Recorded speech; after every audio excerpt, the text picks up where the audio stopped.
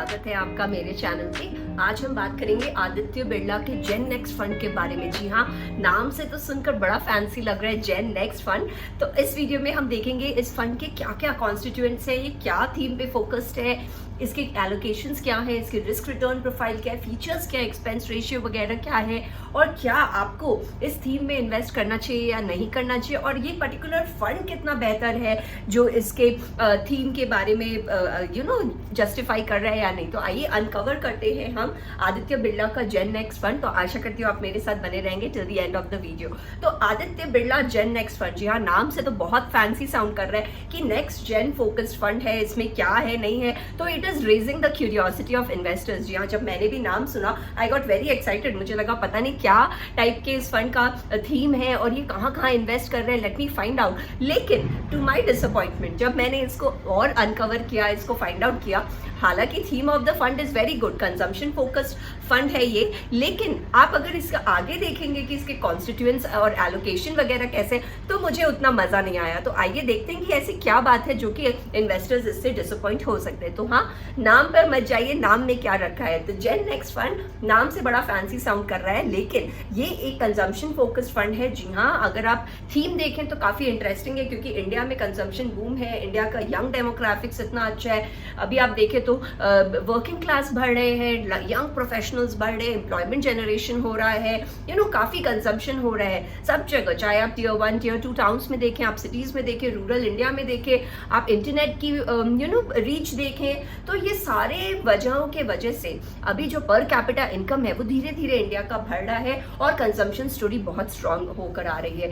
सिर्फ in house consumption पर ही मत देखिए, बल्कि जो बाहर है, जो ग्लोबली भी काफी कंपनीज इंडिया में अपने अपने ऑफिसेज, अपनी अपनी मैन्युफैक्चरिंग सेटअप करें, क्योंकि दे नो कि India is going to be a big consumption capital of the world. Yes, क्योंकि इतना पॉपुलेशन है और ऊपर से अभी इनकम और स्टैंडर्ड ऑफ लिविंग बढ़ रही है लोगों की, जिस वजह से कंजम्पशन पर भी काफी जोर है। तो अब back to Aditya Birla fund. तो जी हाँ, नाम से ऐसा लग रहा है कि काफी न्यू एज फंड है, मगर ये फंड 2005 में 2005 में एस्टैब्लिश हुआ था। जी हाँ, अराउंड 20 इयर्स बैक, 2 डेकेड्स पुराना है, लेकिन इसका जो फोकस है वो कंजम्पशन पर है। अगर आप इसके टॉप होल्डिंग्स और स्टॉक्स वगैरह देखेंगे तो कुछ बहुत अलग से नहीं आता है। जो इनके होल्डिंग्स है वो ऑलमोस्ट जैसे कि सेंसेक्स के टॉप होल्ड स्टॉक्स हैं वैसे ही आपको दिखेंगे। फिर ये कंजम्पशन को कैसे कैप्चर करता है वो सब हम आगे देखते हैं। जो इस फंड का AUM साइज है वो है अराउंड 3000 करोड़। और तो कंजम्पशन जैसे हमने बोला कि काफी उभर कर आ रहा है, इंडिया की स्टोरी काफी स्ट्रांग है कंजम्पशन में, लेकिन अभी और भी पॉपुलर थीम्स है इंडिया में, जैसे कि मैन्युफैक्चरिंग हो गया या केपेक्स बेस्ड हो गया, क्योंकि काफी गवर्नमेंट का इन सारे एरियाज पर फोकस है। जी हाँ, मैन्युफैक्चरिंग और कैपिटल एक्सपेंडिचर, कैपिटल गुड्स पे काफी फोकस है, काफी इंफ्रास्ट्रक्चर पे स्पेंडिंग हो रही है। तो ये सारे थीम्स पे मैंने पहले से ही काफी म्यूचुअल फंड्स एनालाइज किया। अगर आप इंटरेस्टेड हैं तो आप ऊपर लिंक देख सकते हैं जो फ्लैश हो रहा है। लेकिन अगर आप कंजम्पशन फोकस्ड फंड देख रहे हैं तो ये Aditya Birla consumption focus fund है, जो अभी हम डिस्कस करने वाले हैं। तो आइए देखते हैं इसके तीनों डायमेंशंस, यानी कि साइज, स्टॉक्स और सेक्टर्स क्या क्या इस फंड के हैं और कहां कहां ये फंड इन्वेस्ट करती है। तो सबसे पहले बात करते हैं साइज के बारे में। तो ये जो फंड है इसका लार्ज कैप पे अराउंड 60% एलोकेशन है। जी हाँ, फंड की होल्डिंग 60% टुवर्ड्स लार्ज कैप है, 30% टुवर्ड मिड कैप है और 10% टुवर्ड स्मॉल कैप है। तो अगर आप देखें तो ओवरऑल 40% है इस फंड का इन स्मॉल और मिड कैप, लेकिन 60% है टुवर्ड्स दी लार्ज कैप। तो मिड और लार्ज कैप में थोड़ा अग्रेसिव है इस फंड का एलोकेशन, लेकिन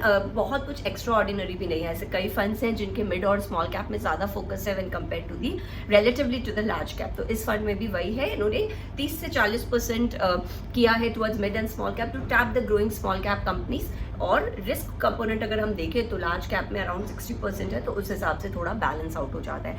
अब अगर हम सेक्टरल एलोकेशन देखें तो इस फंड का जैसे कंज्यूमर कंजम्पशन फोकस्ड फंड है, तो कंज्यूमर स्टेपल्स पे इस फंड के अराउंड 23% एलोकेशन है। जी हाँ, 23% ये फंड इन्वेस्ट करता है टुवर्ड्स कंज्यूमर स्टेपल्स। लेकिन अगर आप सेकंड और थर्ड पोजीशन में देखें तो फाइनेंशियल्स और सर्विसेज हैं सेकंड और थर्ड टॉप होल्डिंग्स। अब आप देखिए, अगर ये कंज्यूमर फोकस्ड फंड है तो और कंज्यूमर डिस्क्रिशनरी वगैरह और कंज्यूमर फोकस सेक्टर्स पे इसको इन्वेस्ट करना चाहिए था, पर इस फंड का जो सेकंड और थर्ड होल्डिंग्स है वो है टुवर्ड्स फाइनेंशियल एंड सर्विसेज। तो क्या ये जस्टिफाई कर रहा है अपने कंजम्पशन थीम को? मेरे विचार से तो नहीं कर रहा है, क्योंकि कंज्यूमर का डिस्क्रिशनरी जो है वो केवल 7% है, केवल 7% इस फंड का total allocation is towards consumer discretionary. Overall अगर आप देखें तो इस फंड की जो डाइवर्सिफिकेशन है वो 13 सेक्टर्स में वो काफी ज्यादा है। अगर आप सिर्फ कंज्यूमर थीमेटिक फंड के हिसाब से देखें तो 13 सेक्टर्स पर इसका जो फोकस है वो थोड़ा ज्यादा है इन माय व्यू। अब देखते हैं इसके टॉप होल्डिंग्स क्या है। जी हाँ, स्टॉक्स जो थर्ड डायमेंशन है इस फंड का, स्टॉक्स। तो स्टॉक्स में अगर आप देखें तो इस फंड में अराउंड 77 स्टॉक्स है इसके होल्डिंग के अंदर, तो वो काफी ज्यादा है। अगर आप देखें 77 stocks in its overall umbrella. क्या समझ में आता है कि फंड मैनेजर को उतना, he is not very convinced कि shall I just focus on the consumption theme that is so strong in India। अगर वो सेल कर रहे हैं अपने कंजम्पशन फंड को, तो उन्होंने फिर कंजम्पशन थीम से हटकर 77 स्टॉक्स में, पूरे मोर देन 75 स्टॉक्स में उन्होंने इन्वेस्ट किया है। अगर आप टॉप होल्डिंग्स में देखें तो ये ITC वगैरह, ITC is the top most holdings. लेकिन अगर आप बाद में देखें तो वही HDFC बैंक, ICICI, रिलायंस, ये सारे ब्लू चिप स्टॉक्स है इनके ओवरऑल होल्डिंग में। तो अगर आप ओवरऑल पिक्चर देखें तो ऐसा लग रहा है आपको लार्ज इंडेक्स फंड में इन्वेस्ट कर रहे हैं, क्योंकि वही सारे होल्डिंग्स है ICICI, HDFC, ITC।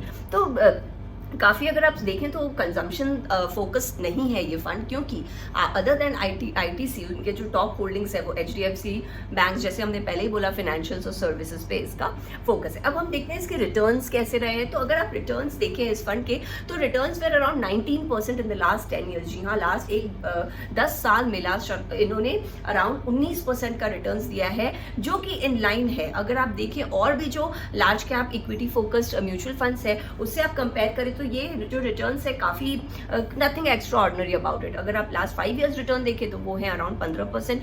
Again it is very much same as the category average. और पिछले साल का आप रिटर्न्स देखें तो वो है अराउंड 17%।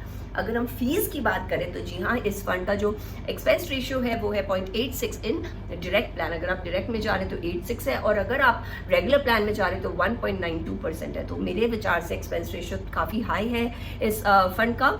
और क्योंकि आप देखें तो जो इस फंड की जो पिक्स है वो ऑलमोस्ट वही है जो इंडेक्स फंड की होती है, तो इससे बेहतर आप एक निफ्टी इंडेक्स फंड में ही इन्वेस्ट कर दें जो कि आपको 1/4 लेता है। जी हाँ, उनके फीस 1/4 है when compare to this gen next fund. तो फिर क्या ही फायदा हो रहा है? अगर आप वही फंड्स में आप इन्वेस्ट कर रहे हैं तो आप एक इंडेक्स फंड में ही उठाकर अपने पैसे डाल दीजिए। आपको इस फंड में जाने की क्या जरूरत है, क्योंकि इन्होंने आपको 4 गुना फीस चार्ज किया है। तो मेरे विचार से this is a very expensive fund and it is not justifying the theme it is investing into, और nothing gen next about this fund. कुछ भी फैंसी नहीं है, काफी एक ये मुझे फैंसी गिमिक लग रहा है टू ल्योर इन्वेस्टर्स। खाली इन्वेस्टर्स को अट्रैक्ट करने के लिए इन्होंने नाम रख दिया है, लेकिन अंदर अगर आप देखें तो मुझे काफी हॉलो लग रहा है ओवरऑल पिक्चर, क्योंकि रिटर्न्स अगर आप देखें तो कंपेरेबल है, और फीस वगैरह स्टॉक्स होल्डिंग देखें वो भी कंपेरेबल है, लेकिन अगर आप फीस देखें तो वो ऑलमोस्ट 4x। मैं यही कहना चाहूंगी कि मुझे तो ये फंड काफी कंफ्यूजिंग लग रहा है, बस नाम बड़ा फैंसी लग रहा है, सुनकर अच्छा लग रहा है जेन नेक्स्ट फंड, लेकिन मेरे विचार से it is not justifying the theme it is investing into. इस फंड में 77 स्टॉक्स है इसके टोटल ओवरऑल होल्डिंग्स में, जो कि काफी काफी हेवेयर है। ऐसा लग रहा है कि fund manager is not very convinced of investing into the consumption theme of India. तो इन्होंने नाम तो वैसे रखा है और सुनकर भी अच्छा लग रहा है, क्योंकि consumption story is so strong in India, but I feel जो स्टॉक पिकिंग है वो थोड़ी और नैरो डाउन हो सकती थी और बेटर हो सकती थी।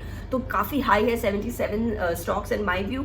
फिर दूसरा अगर आप देखें तो 7% का जो वेटेज दिया है कंज्यूमर डिस्क्रिशनरी पे वो काफी कम है। अगर कंजम्पशन फोकस्ड आपका फंड है तो स्टेपल्स के साथ साथ डिस्क्रिशनरी पर भी फंड मैनेजर का ज्यादा फोकस होना चाहिए other than financials and services.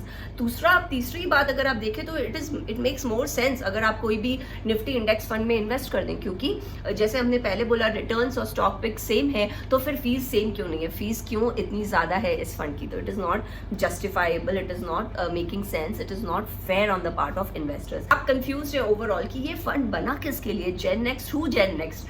क्योंकि आपने बोला है कंजम्पशन फोकस्ड फंड है, मगर आपकी जो पिकिंग है वो नॉर्मल इंडेक्स फंड्स की टाइप की है। तो I think it is a very confuse fund in my view. अगर आप इंटरेस्टेड हैं तो आप एक इंडेक्स फंड में बल्कि इन्वेस्ट करें ताकि आपके एक्सपेंसेस फीस वगैरह कम लगेंगे। तो in my view it is a fancy gimmick to lure investors, और फिर इट इज नॉट गिविंग जो ये प्रॉमिस कर रहा है वो ये it is not returning the same to the investors.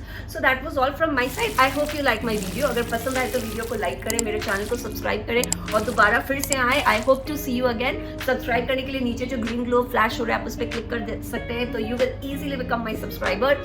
मैंने और भी कई म्यूचुअल फंड्स पे वीडियोस बनाए हैं, अगर आप इंटरेस्टेड हो तो आप ऊपर लिंक पर क्लिक कर सकते हैं। आशा करती हूँ आपसे फिर मुलाकात होगी। आपका दिन शुभ हो। Thank you.